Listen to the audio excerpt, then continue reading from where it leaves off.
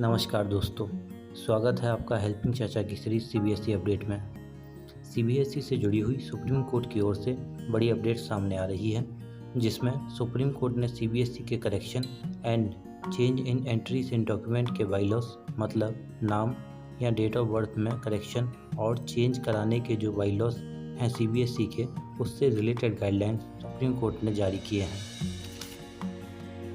Supreme court ने 22 petition को एक साथ सुनते हुए इस फैसले को सुनाया है, जिसकी सुनवाई 3 जज कर रहे थे, justice AM Khanwilkar, justice BK Gavai, justice Krishna Murari.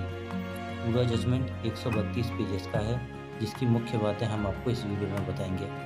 आप पूरा जजमेंट डिस्क्रिप्शन में दिए गए लिंक पर जाके पढ़ सकते हैं। आइए वीडियो को शुरू करते हैं। सुप्रीम कोर्ट का ये फैसला रोमियो एंड जूलियट नाटक में जूलियट द्वारा कही गई इस लाइन से शुरू होता है, what's in a name that which we call a rose by any other name would smell as sweet.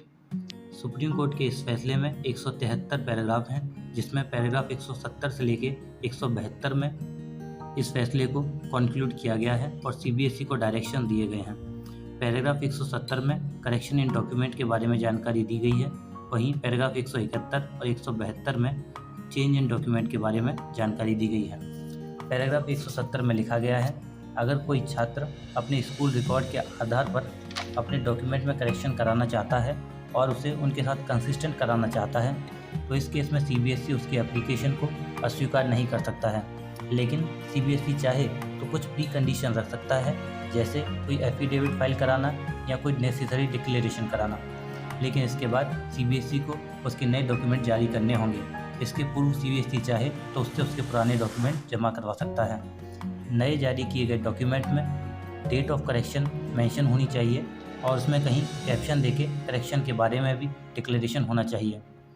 माननीय न्यायालय ने अपने फैसले में आगे कहा है, सीबीएसई जो भी खर्चा होता है उसका डॉक्यूमेंट जारी करने में उसे फीस के रूप में छात्र से वसूल कर सकता है और सीबीएसई चाहे तो ऐसा नियम बना सकता है जिसमें छात्र को रिजल्ट पब्लिश होने के बाद एक समय सीमा के भीतर ही करेक्शन के लिए अप्लाई करना होगा।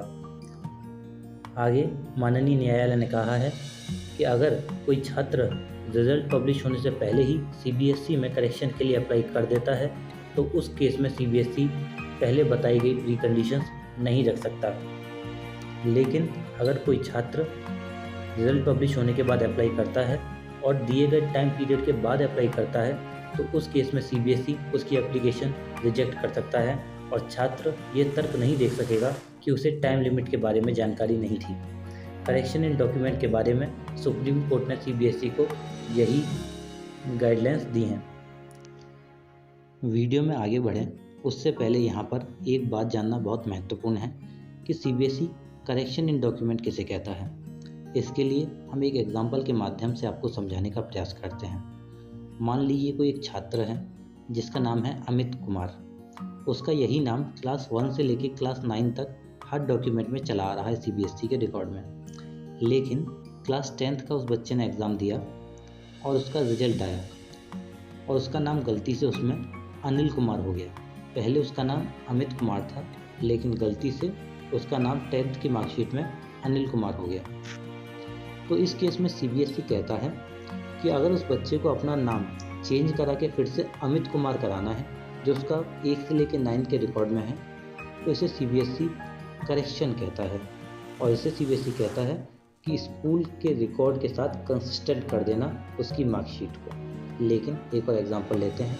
यही छात्र है, क्लास 1 से लेकर क्लास 9 तक इसका नाम अमित कुमार है और क्लास 10th के डॉक्यूमेंट में भी इसका नाम अमित कुमार ही है।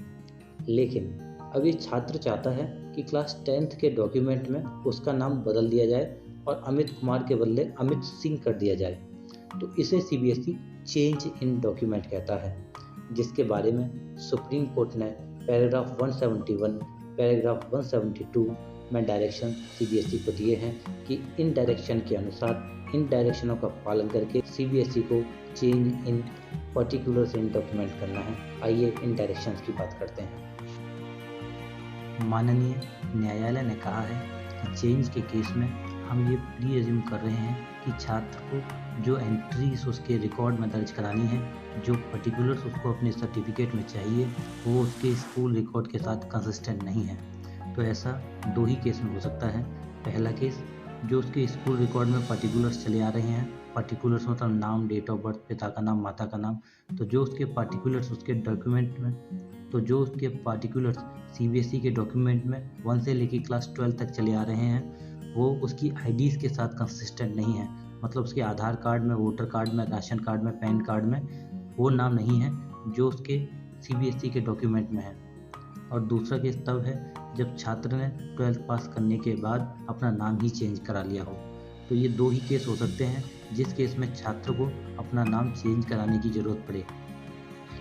पहले केस की बात करें जिसमें छात्र पब्लिक डॉक्यूमेंट के आधार पर सीबीएसई सर्टिफिकेट में चेंज कराना चाहता है और पब्लिक डॉक्यूमेंट यानी बर्थ सर्टिफिकेट, आधार कार्ड, इलेक्शन कार्ड आदि के पर्टिकुलर के साथ कंसिस्टेंट कराना चाहता है, तो सुप्रीम कोर्ट ने 1872 एक्ट का हवाला देते हुए कहा है सीबीएसई ऐसी एप्लीकेशन रिजेक्ट नहीं कर सकता है।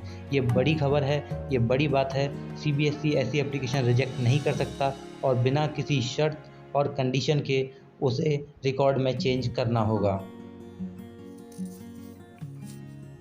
सुप्रीम कोर्ट ने आगे अपने फैसले में कहा है सीबीएसई चाहे तो कुछ कंडीशन लगा सकता है, जैसे वो छात्र को एफिडेविट जमा करने को बोल सकता है, गलत पब्लिकेशन कराने को बोल सकता है, पब्लिक डिक्लेरेशन के लिए बोल सकता है।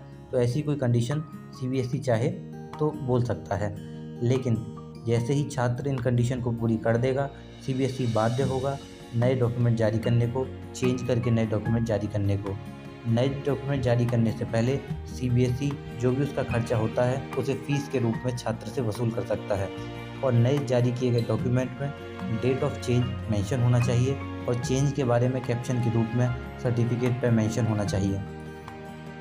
इन सब दिशा निर्देशों का पालन करते हुए ही सीबीएसई को पब्लिक डॉक्यूमेंट के आधार पर अपने डॉक्यूमेंट में चेंज करना है। दूसरी केस की बात करें, दूसरी कैटेगरी की बात करें जिसमें छात्र ने रिजल्ट पब्लिश होने के बाद अपना नाम बदल लिया है। इस केस में छात्र को कोर्ट से ऑर्डर पास करा के ऑफिशियल गजट पब्लिश कराना होगा, जिसके बाद ही सीबीएसई उसके डॉक्यूमेंट में चेंज करेगा। ये सारे दिशा निर्देश सुप्रीम कोर्ट की तरफ से सीबीएसई को करेक्शन और चेंज इन डॉक्यूमेंट के बारे में दिए गए हैं। आगे जो सुप्रीम कोर्ट ने कहा है हम उसे कोट कर रहे हैं। We direct the CBSE to process the application for correction or changes as the case may be in certificate issued by it in the respective cases under consideration. Even other pending application and future application for such request be processed on the same lines. ये सारे दिशा निर्देश CBSE ने, supreme court ने CBSE को दिए हैं। तो इनके आधार पर सीबीएसई अपने नए बायलॉज बनाएगा, अपने बायलॉज को अपडेट करेगा। सीबीएसई से बात करने पर हमें ये पता चला अभी उन्होंने इन दिशा निर्देशों को लागू नहीं किया है। जैसे ही वो लागू करते हैं वो अपनी वेबसाइट पर नोटिफिकेशन के माध्यम से हम सबको सूचित कर देंगे। जैसे ही इससे जुड़ी हुई कोई अपडेट हमारे पास आती है हम आपको अपने चैनल के माध्यम से सूचित कर देंगे। अगले वीडियो में हम आपको बताएंगे किस तरीके से आप सीबीएसई के डॉक्यूमेंट में डेट ऑफ बर्थ में करेक्शन करा सकते हैं। अभी जो नियम चल रहे हैं, इन गाइडलाइंस के बाद जो नए नियम आएंगे उसके बाद हम आपको फिर से नया वीडियो बना के बता देंगे। लेकिन प्रेजेंट में जो अभी चल रहा है नियम, जिन नियमों के आधार पर जो प्रोसेस चल रहा है, हम उनकी बात करेंगे अगले वीडियो में। इस वीडियो से रिलेटेड जो भी आपके कमेंट्स हों, जो भी आपकी क्वेरीज हों, आप कमेंट बॉक्स में लिख दीजिए, हम उनका रिप्लाई ज़रूर करेंगे। धन्यवाद।